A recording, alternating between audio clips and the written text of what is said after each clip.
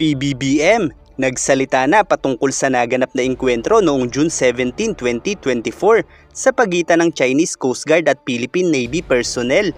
Bukod pa rito ay binigyan rin ng parangal ng Pangulo ang mga sundalong naharap sa naturang engkwentro.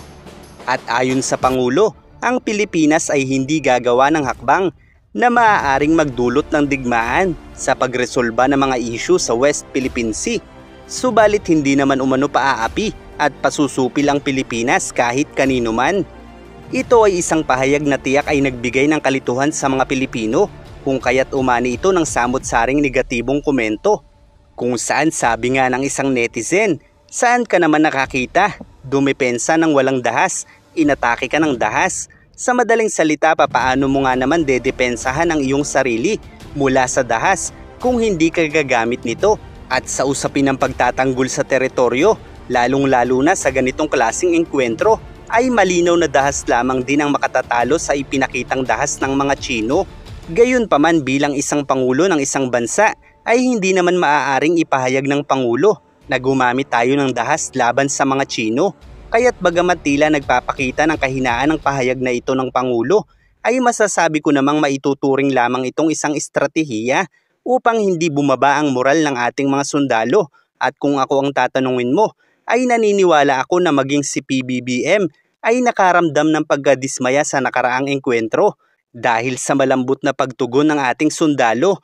Pero dahil nga isa siyang Pangulo, ay hindi naman makabubuti na aminin o ipahayag niya ang kanyang pagkadismaya sa malambot na aksyon ng mga ito. At nasabi kong si PBBM ay nadismaya sa malambot na aksyon ng AFP sa tagpong ito, gaya rin ng mga ordinaryong Pilipino. Dahil kahit kanino mo ipakita ang videong ito, ay malinaw naman na nagkulang sa aksyon ng AFP sa tagpong ito, kaya't nagmukha silang kaawa-awa sa video.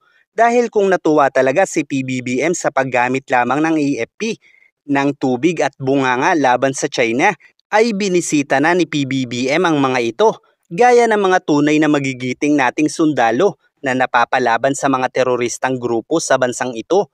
Pero dito nga ay lumipas pa ang halos isang linggo bago nakapagdesisyon ang Pangulo kung saan ito ay maituturing na konsepto ng pragmatikong pagkilos o realpolitik, kung saan ito ay ang proseso kung saan ang isang pinuno gaya ng Pangulo ay gumagawa ng desisyon o aksyon batay sa praktikal na pangangailangan o responsibilidad ng kanyang posisyon at isinasantabi ang personal na nararamdaman o ang kanyang kagustuhan na hindi agad nasusunod. Sa madaling salita ay ginagamit niya ang kanyang posisyon upang tupadin ang kanyang mga obligasyon kahit na siya pa mismo ay may personal na sentimiento na maaaring hindi kasama sa kanyang desisyon. Kaya tama lang din ang naging pahayag ng Pangulo dahil hindi naman siya pribadong tao. Nauunahin ang kanyang damdamin kaysa sa kanyang sinumpaang tungkulin. Kaya't mas pinipili nito na pataasin ang moral ng ating mga sundalo, lalo na sa pagkakataong ito na tila nga ay nawindang ang lahat ng mga Pilipino. Sa katunayan maging ang PCG ay tila bumaba ang moral dahil sa pangyayaring ito, kung kaya't nasabi nilang isang aksidente at hindi pagkakaunawaan lamang ang nangyari sa tagpong ito. Kaya naman maging ang dating opisyal ng Air Force ng United States na si Ray Powell ay nagbigay ng babala sa pahayag na ito at inilarawan ni Powell na maaari itong magamit ng China na papabor lamang sa mga naratibo nila, tulad ng ginawa nito pagkatapos ng standoff noong 2012 nang sakupin nito ang Scarborough Shoal. At dahil nga sa pahayag na ito ng PCG, kasabay ng rekomendasyon ng National Maritime Council na isapubliko ang rotation and resupply mission dahil sa paniniwala umano ng konseho na maaaring titigil ang China kung ipaalam ng Pilipinas ang schedule ng rotation at resupply mission sa China. Ang mga pahayag na ito ay tila naglalarawan na nais na ng mga ahensyang ito na bumalik sa pakikipagkasundo sa mga Chino, which is malinaw na taliwas ito sa layunin ng Pangulo. Kaya't kung hindi pa bibigyan ni PBBM ng suporta ang AFP sa pagkakataong ito, ay maaaring mas lalong tumaliwas ang mga ito sa hangarin ng Pangulo. Kaya't kinakailangan ng Pangulong gumamit ng pragmatikong pagkilos sa panahong ito upang maipaglaban ang kanyang layunin na protektahan ang ating teritoryo. Dahil kung muli tayong makikipagkasundo sa mga Chino, ay maaaring mabigo ang Pangulo sa layunin nito, kasabay ng pagkatalo ng lahat ng mga Pilipino. dahil sa tuluyang pagkamkam ng China sa ating teritoryo. Despite these challenges, you have stood up and upheld the fundamental principles that binds all of us Filipinos, a mutual respect for life, for dignity, and for community.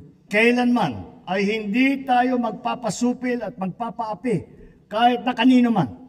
Today, as your Commander-in-Chief, I have never been prouder of the brave women, men, and not just the Western Command, but the entire armed forces as I am today.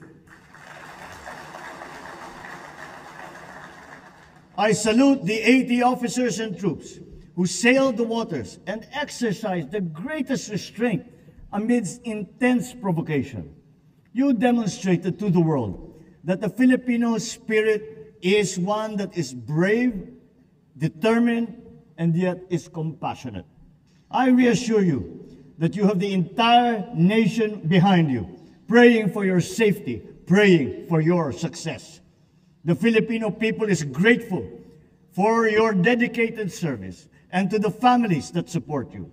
Let me, of course, mention Seaman First Class Underwater Operator Jeffrey Facundo, who was harmed and was injured in the recent incident.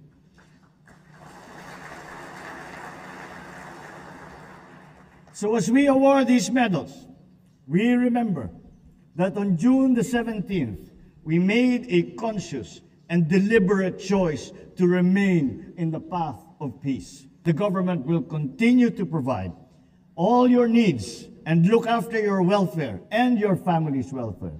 Kayo ang halimbawa ng isang bagong Pilipinas. Kayo ay isa sa aming inspirasyon para lalo pang pagbutihin ang aming sinumpang tungkulin.